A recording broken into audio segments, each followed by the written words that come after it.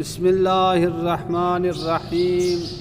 واعلم أن كل ما شرط فيه العلمية وهو المؤنث بالتاء والمعنوي والعجمة والتركيب والاسم الذي فيه الألف والنون الزائدتان أو لم يشترط فيه ذلك واجتمع مع سبب واحد فقط وهو العلم المعدول ووزن الفعل. إذا نكر صرف. أما في القسم الثاني في القسم الأول فلبقاء الاسم بلا سبب، وأما في الثاني فلبقائه على سبب واحد. تقول جاءني طلحة وطلحة آخر، وقام عمر وعمر آخر، وضرب أحمد وأحمد آخر. وكل ما لا ينصرف إذا أضيف أو دخله اللام فدخله الكسرة، نحو مررت بأحمدكم وبالأحمد. فرماتے ہیں آج اسباب من صرف کے بارے میں آخری درس ہے، تو مصنف فرماتے ہیں وَاعْلَمْ جان لو أَنَّ كُلَّ مَا شُرِطَ فِيهِ الْعَلَمِيَّةُ،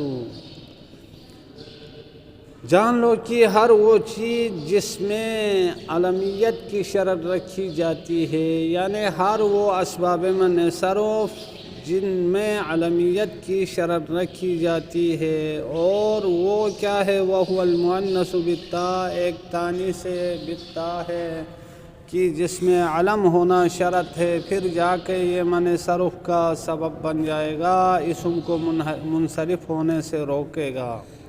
والمعنوی اسی طرح تانی سے معنوی ہے، مؤنث سے معنوی ہے، اس میں بھی علمیت شرط ہے۔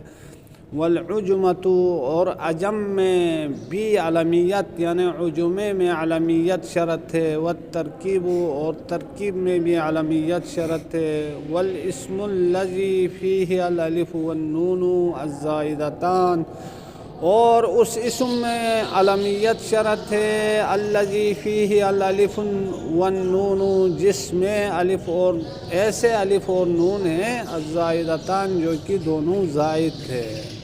تو یہ ہو گئے علمیت، ایک مؤنث بالتاء، دو مؤنث معنوی، تین عجمہ، چار ترکیب، پانچ اور وہ اسم جس میں الف اور نون زائدتان ہو، چھ۔ ان چھ اسموں میں، نو میں سے ان چھ میں علمیت شرط ہے، باقی تین میں علمیت شرط نہیں ہے۔ اب فرماتے ہیں کہ ان کل ما شرط فیہ العلمیت، ہر وہ چیز جس میں علمیت کی شرط رکھی جاتی ہے، وہ چھ تھے جو آپ کو بیان کیا۔ ولم یشترط فیہ ذالک، اور وہ چیزیں جن میں علمیت کی شرط نہیں رکھی جاتی ہے۔ واجتمع مع سبب واحد، مگر وہ جمع ہو جائیں مع سبب واحد فقط، کسی اور سبب کے ساتھ وہ جمع ہو جائیں۔ تو فرماتے ہیں وَهُوَ الْعَلَمُ الْمَعْدُولُ وَوَزْنُ الْفِعْلِ، ایک کیا ہے؟ وہ علم ہے جو معدول ہو، عدول ہوا ہو، وَوَزْنُ الْفِعْلِ، اور دوسرے نمبر پہ وزن فعل ہے۔ اچھا، اذا نکر صرف، فرماتے ہیں جن میں علمیت کی شرط رکھی جاتی ہے ان کو اگر نکرہ بنایا جائے تو صرفہ، وہ منصرف بن جائیں گے۔ کیوں منصرف بن جائیں گے؟ اس لیے کہ اذا فات الشرط فات المشروط، جب شرط فاقد ہو جائیں تو مشروط خود بخود فاقد ہو جائے گا، یعنی مشروط کی کوئی اہمیت باقی نہیں رہے گی، لہٰذا اسم کیا بنے گا؟ فات الشرط فات المشروط کے تحت اسم منصرف بن جائے گا۔ اچھا، اما فی القسم الاولی، مگر پہلی قسم جن میں علمیت کی شرط رکھی جاتی ہے، فلبقاء الاسم بلا سبب، اس میں اسم باقی رہے گا بغیر کسی سبب کے، چونکہ اذا فات الشرط فات المشروط، گویا کہ اس میں شرط نہیں ہے تو مشروط بھی نہ ہونے کے برابر ہے۔ لہٰذا پہلی قسم میں علمیت شرط ہے، جب کیا ہے اس کو نکرہ بنایا جائے تو اس صورت میں کیا ہو جائے گا؟ علم ہونا شرط تھا نا۔ جب شرط نہیں رہے گی تو مشروط بھی نہیں رہے گی، گویا مشروط بھی کل عدم ہے۔ لہٰذا پہلی قسم میں اسم باقی رہے گا بغیر کسی سبب کے۔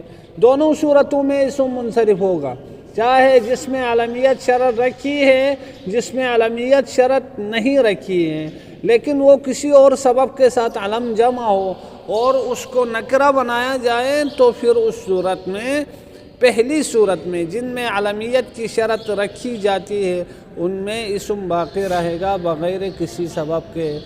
مثال کے طور پہ علمیت کس میں شرط تھی؟ تانیث بالتاء میں علمیت شرط تھی۔ اب آپ نے کیا کر دیا؟ اس کو نکرہ بنا دیا، جیسے جاء طلحۃ و طلحۃ آخر، آپ نے نکرہ بنا لیا، تو اب کیا ہے؟ یہ طلحہ منصرف استعمال ہوگا، اور کیا کہتے ہیں اس میں گویا کی تانیث بالتاء بھی نہیں ہے، تانیث بالتاء بھی نہیں رہے گی، یعنی مؤنث بھی اس میں موجود نہیں ہے۔ کیوں نہیں ہے؟ اس لیے کہ علمیت شرط رکھی تھی، وہ علمیت نہیں ہے تو گویا کی تانیث بالتاء بھی اس میں موجود نہ ہونے کے برابر ہے۔ تو اسم کہتے ہیں بغیر سبب کے اس صورت میں باقی رہے گا، اور دوسرا جو طلحہ ہے وہ منصرف ہو جائے گا چونکہ نکرہ ہے۔ وَأَمَّا فِي الثَّانِي، مگر دوسری صورت میں کیا مطلب؟ یعنی جن میں علمیت کی شرط نہیں رکھی جاتی ہے، فَلِوَقَائِهِ، پس اسم باقی رہے گا عَلَى سَبَبٍ وَاحِدٍ، ایک ہی سبب پر باقی رہے گا، یعنی شرط تو نہیں ہوگی، یعنی علمیت نہیں ہوگی تو دوسرا سبب اس میں باقی رہے گا۔ تقول، آپ کہیں گے، کیا کہیں گے؟ جاءنی طلحۃ و طلحۃ آخر، میرے پاس طلحہ آیا، ایک اور طلحہ آیا۔ اب دیکھو، ایک اور طلحہ کہا تو نکرہ ہو گیا، ایک طلحے کو تو آپ جانتے ہیں اس میں علمیت ہے، اور دوسرا طلحہ کہا تو پھر کیا ہے؟ یہ کوئی اور مسمى ہے جو کیا ہے؟ معلوم نہیں ہے، نکرہ ہے۔ لہٰذا کیا کہتے ہیں؟ دوسرا طلحہ جو ہے یہ منصرف ہے، پہلا طلحہ وہ غیر منصرف ہے۔ اسی طرح وقام عمر و عمر آخر کہیں، اس میں کیا ہے؟ عدل میں علمیت کی شرط تو نہیں ہے، عدل میں علمیت کی شرط نہیں ہے۔ اوپر آپ کو بتایا تھا وہ جن میں علمیت شرط نہیں ہے وہ دو چیزیں ہیں، ایک تو کیا ہے؟ وہ عدل ہے، یعنی وہ عدل جو کیا ہے؟ عدول کر گیا ہے، یعنی عدل ہے۔ دوسرے نمبر پہ وزن فعل کہا تھا۔ اب کیا ہے؟ دیکھو اس میں عمر میں کیا ہے؟ علم شرط نہیں ہے، لہٰذا عمر میں ایک سبب باقی رہے گا، لیکن طلحہ میں کوئی سبب باقی نہیں رہے گا۔ قام عمر، عمر کھڑا ہوا۔ اب کیا ہے؟ عمر غیر منصرف ہے، چونکہ یہ کیا ہے؟ ایک تو عدل ہے، دوسرا اس میں کیا ہے؟